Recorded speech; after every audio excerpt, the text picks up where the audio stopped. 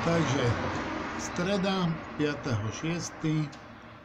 Už sa to rozoberá. Protiprávne namontované lešenie bez súhlasu správcu komunikácie vlastníka, bez stavebného povolenia na rekonštrukciu.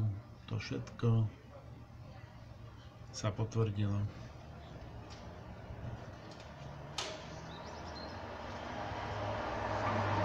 Som zvedavý, ako sa teraz vlastník, investor bude tváriť.